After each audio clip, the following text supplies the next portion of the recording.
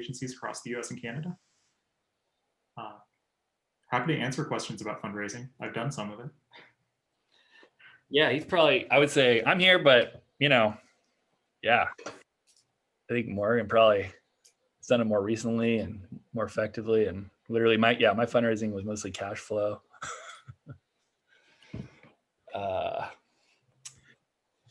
Let's see, we got some questions. What were you guys just saying? Sorry, I ruined it.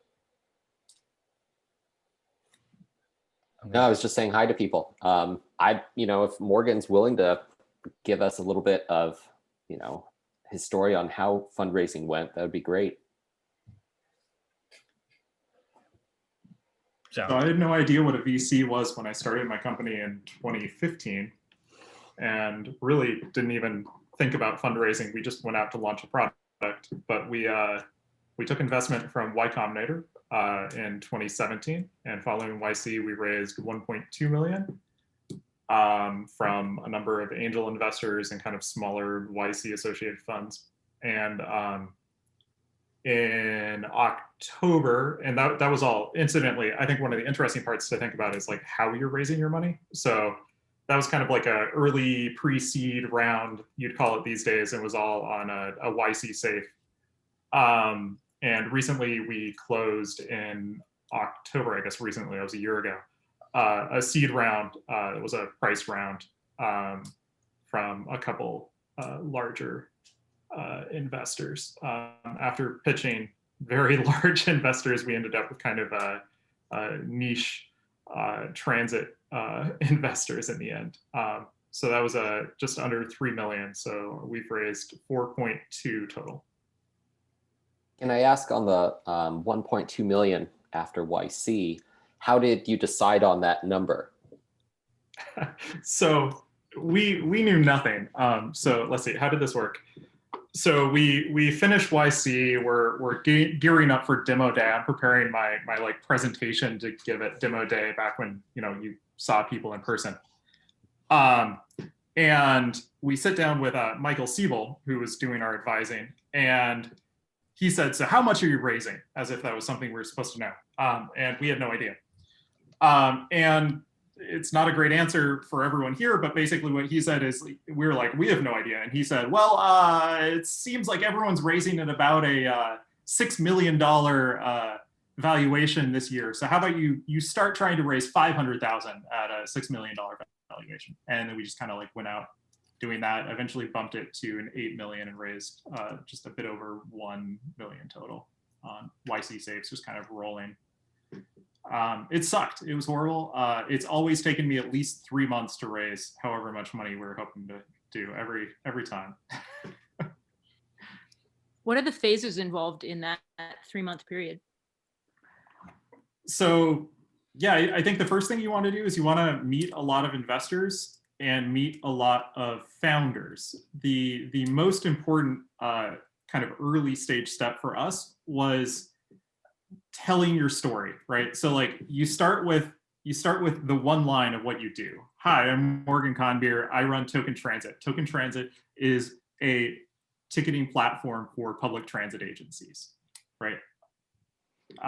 And if people don't understand that, it's never going to work. So you figure out that one line, and then you kind of figure out the 5-minute story, that kind of like elevator pitch, and then that kind of gets condensed down into building a deck, and then you start sharing that deck. But a lot of that early storytelling and early kind of pitch building is about talking to other people who have been in your shoes that are a little more friendly. So founders are a great source. They've got an idea about what investors are going to think like without kind of being as brutal and close with their information. Thanks. Hey, Morgan, it's Brooke. Hey. Hey, I'm just wondering, can you talk a little bit about how you kind of targeted who you were going out to talk to, and what you kind of looked for, especially as you were brand new to this, because we're trying to be strategic about who we talk to, but also like we kind of just feel like it's really important to find the right partners, especially because we're like brand new to this. So we want people to help us navigate as much as, yes, we need investment. So there's a lot of resources out there to kind of understand what funds and angels and everything are out there. If you're digging through, you know, whatever it is, Crunchbase or Angel List, or I'm a huge believer in subscribing to this ridiculous email list, Strictly VC, which kind of gives you a reasonable overview of what large investors are doing in the world. You just kind of have to become immersed in the words they use and the kind of companies are out there. And the most useful thing for us was like find related companies, find companies that look kind of like you, find companies that are doing something similar in your space, but not exactly what you're doing. And then go dig up what they did, like what their history, public history looks like on like Crunchbase, right? And just like say like what news articles and what investors are talking about this company or led, you know, like this round, or especially like earlier seed rounds. Like what was the earliest investor in a company that just raised their Series C on Crunchbase that I just heard about that seems kind of like us? And that kind of starts giving you a list of like people to hit. And then you start saying like, okay, how do I get a connection to this group of people? And that's where you start talking to Josh probably. Yeah, it's good when you have a targeted list that you actually want to get, you know, intro to. It's kind of like Google AdWords, you know? You want to, hey, like I'm actually a, you know, company that does exactly what your, you know, transit oriented fund is for. Right? It's a lot easier. And they're like, yeah, you're right. I'm supposed to invest in you. That's literally my job. I've made it public that I am supposed to invest in you. So you're like, so let's do it. Versus, you know, They were the last ones that we found. and they're the Morgan. Hi, Morgan. Question. So you mentioned that for your pre-seed, you got funding from angel investors versus VCs. Was there a reason for doing that?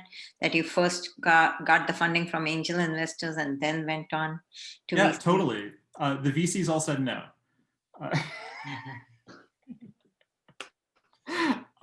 Try everything. The general YC advice coming out of like YC demo day, and I suspect it stays pretty true for like early stage pre-seed seed companies, is that VCs, especially the big Silicon Valley VCs, are not the people you want to be dealing with. They tear up and chew you to shreds and are no fun. Stay away from VCs and their logic and their games until you've established yourself to some extent. And getting some money from friendly angels that are willing to just kind of like gamble small bets and kind of get a big pool of small bets from a handful of angels is like a much healthier, safer way of getting that initial seed of cash. That was the YC advice. So this applies to even VCs who say they invest in early stage. I guess it depends on what a VC is. The world is extremely complicated and honestly changes at least every 6 to 12 months. So like when I raised a round at 1.2 million, that was referred to as a seed round. Then the next time I raised a round, that was a pre-seed round. And what I was currently raising was a seed round. I expect to raise something that I would currently call a Series A in the future. It will probably be called a seed once again. So this whole thing changes constantly and you never really know what's going on. But I think what you're looking for is you're looking for people who are willing to invest like $25,000 or $50,000 for no real proportion of the company. They're not trying to take 15 or 20% of the company. They're willing to say, I'll get a slice of a very large spread of things. So kind of it might be an angel investor, kind of angel fund thing, but you're looking for people who are willing to make really wide bets and have a very large portfolio of little slices with really broad connections across investors for future rounds. So that little slice you're talking about, let's say it's like a $5 to $6 million valuation and they're giving you 50K. So like a 1%. Yeah. Okay, thank you. And we've taken as little as like, honestly, if someone seems like they're helpful, interesting, like we've gone as low as like 5,000 is the lowest we've taken from an angel. It went up to 250,000. But yeah, we were excited and over the moon when we got $25,000 checks. I have a question. So when you do take the small bets, you've mentioned valuation quite a few times and percentages, but these are not for percentages. So how, like, I'm an early stage startup. If somebody says, "Hey, I'm going to give you, I'm going to invest, or I'm going to get in on this small slice, so I'm going to give you 100 grand," does that count? Does that set your valuation, or is that treated as like a percentage of a sort of an estimated valuation, right? So if they gave me $100,000, am I suddenly worth $100,000 or 200,000, or do I say, well, we're placing our valuation at $1 million, so that's 10%, or what? You know, how does that figure in before you are doing formal investment? If that makes sense. I don't know if I'm the expert to answer I this. can- Josh, do you have Well, I should have, specifically told everyone, like, you want to, until you have a priced round, like a Series A, you really should just use these YC safe post money. They're post money safes. So you just essentially, they have ones that are like uncapped, which is like, if you can get it, great, which is just like, you get to be in my Series A when we figure that out, which is usually investors can be like, but your Series A, I should get a better price than your Series A. Because I'm investing like 3 years before your Series A, and by your Series A, your risk will be a lot higher. So you just set up usually a valuation cap, which is like, well, if I end up, in theory, it could be lower. So like, if I end up getting money at a 2 million valuation, then you'll get that, and you'll get basically whatever we end up figuring out later. Let's just not get too into it. But then the cap is really kind of the valuation where you say, but if it's higher than 5 million, you will never have, less than what that would be for your 100K. I'm not explaining. It's not very complicated. I don't know. Basically, though, you pick a valuation and you say that's the cap on my safe, like whatever, 3 to 20 million or something. And then if they put in 100K and they agree that it's at a $20 million valuation cap, then Okay. I mean, if you end up raising money and selling shares at like a 1 million valuation, then they're getting 10% of your company. But if you get it up to 20 million, then they're getting whatever 0.5 or percent of your company. Yeah. It really is just like, I don't know, it's pretty, you're not getting shares. It's just so much less paperwork. It's like a 1-page document that just says like, all you fill in is like how much money they're putting in and what's essentially the max valuation it will be at. And they'll get the same terms as someday down the line when you actually do all that paperwork with a real VC or something.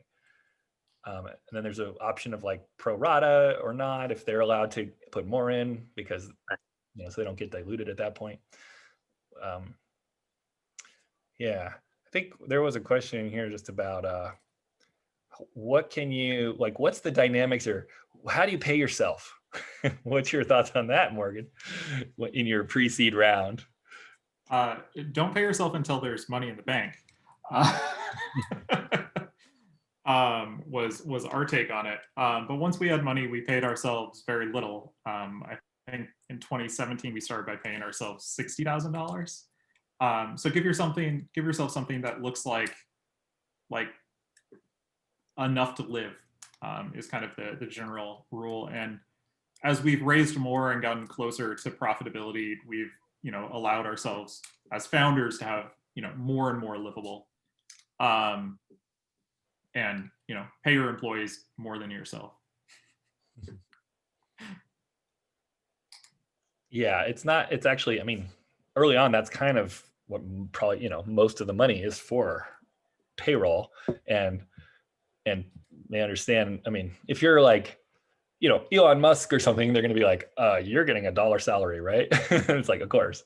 But if you're a first time founder, then it's fine. Yeah. If you're taking, not like 100K probably until you're Series A or something, but I don't know. It's been a while. 100K seemed like a lot of money when I was coming out of college, but I don't know nowadays. I saw there was a question in the main chat where someone was asking about how do you need like a bulleted list of budget for where you're going to go. Honestly, getting back to the salary question, in my experience, at least at kind of like this seed stage fundraising, it your budget is literally a statement of how many people you need to hire. You just say, look, I need to hire 7 people, so I'm raising, you know, a couple $1 million because I need to, like, it's going to take me 18 months to get to Series A. I need to hire 7 people to do it. That's your budget.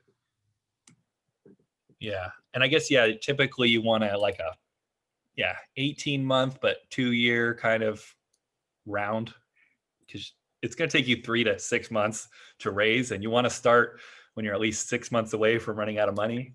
And you don't want to be raising like every other month or, you know, half the year all the time. So it's nice if you can get sort of 2 years of runway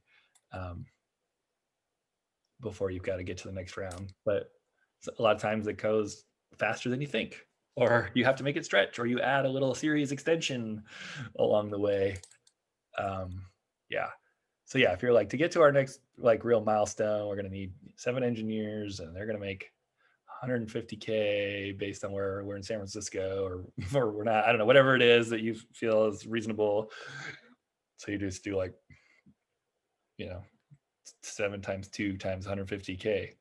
And plus, if you actually have some specific hardware, I don't know, some other cost on top. Like I know Benson's first round was like 2 million as a pre-seed, just because he was like, well, we're building a pizza robot and we're hiring like 10 SpaceX engineers to build it and stuff. And we're not even thinking about starting to sell it before our next round will be when we've made the prototype working. And then we'll figure out how much we need to raise there. And that ended up being like 6 million about 2 years later, a year and a half later, or something like that.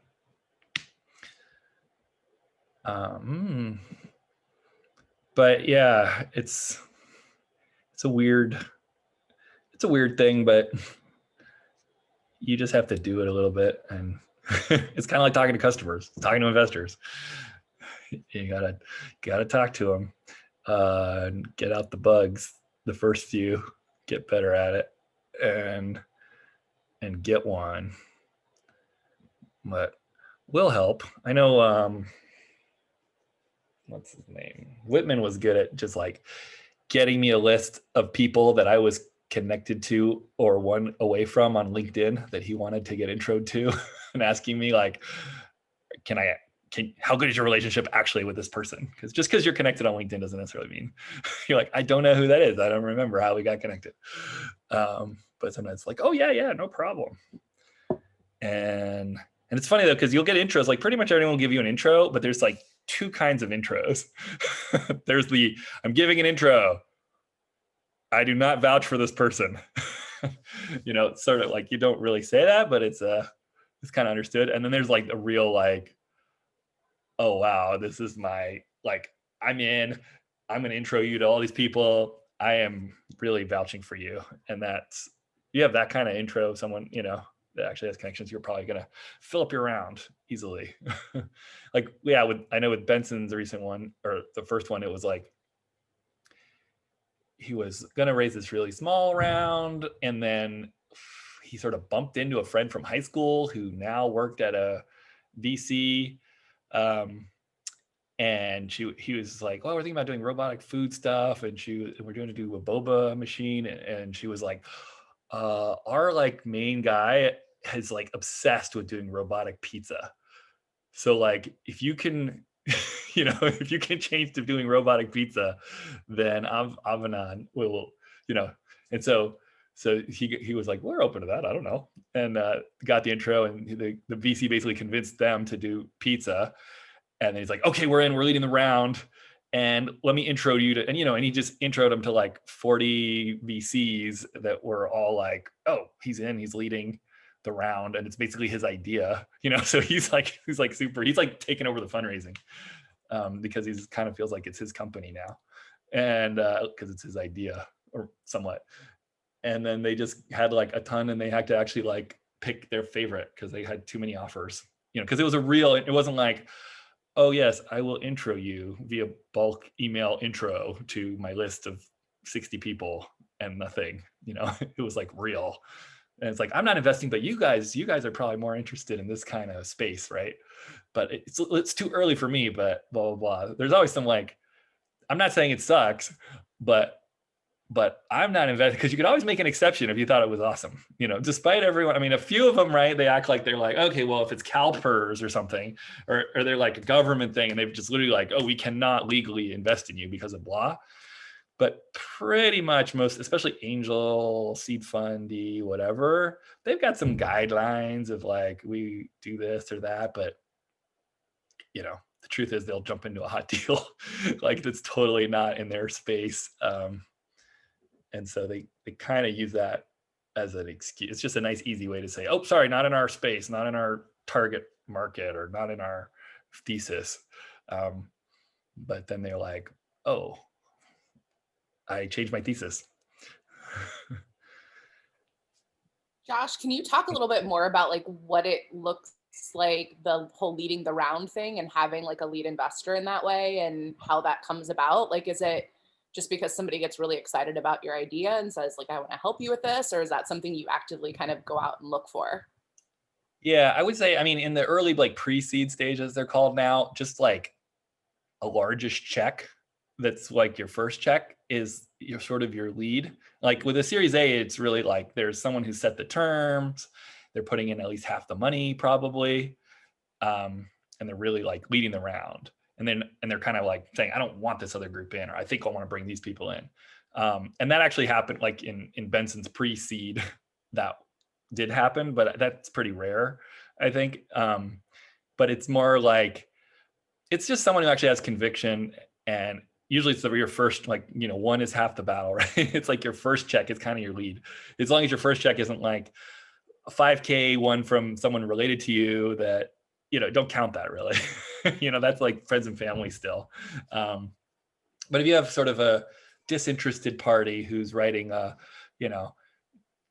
quarter or even a fifth of your round that you're sort of going for, like that's enough to kind of draft on, and like I'm sure they're willing to kind of vouch for you and probably make intros and be your lead in that regard, that they'll theoretically going to bat for you. Some of it also matters, like what's that relative to their typical investment too, so it can be kind of a bad signal if it's like, oh wow, I got 250K from Sequoia or something. Is like, well, cool, that would still be great, but if it's sort of like weirdly small for that investor, that's not like, maybe don't hang your hat on it, but it'd probably be better to be like, oh, this guy who normally only does 20K checks and is in every deal is putting like 200K into ours. That probably is a sign that, they are willing to really like make real intros and really help you get the round done. And they're super excited for some reason. Is there ever contention for the role of lead investor? Like, does anyone ever say, I'd rather be, or maybe you should be, or is it a strategic component of the investment round? And I think like, how much fun is that? I mean, that's that whole thing with the leverage. If you can actually get to that, like, yeah, people competing over it, like a Series A type of thing, it's possible. Yeah, you're going to get different term sheets, and you're kind of, hopefully if you get multiple term sheets, that's where you get good term sheets, and you say, sorry, your term sheet sucks, I'm going with this guy. And they're like, no, wait. Yeah. But I think in the pre-seed, it's really just like, take everybody, it's a party round. Everyone's putting in 5K. Let's get this going. But it is strategic, sort of, especially as you get larger numbers later. And so hopefully they agree too, right? I see some of our guests, and so it's almost over. So I'm going to leave the room, and I'll be closing the rooms in 1 minute. But yeah, let's see.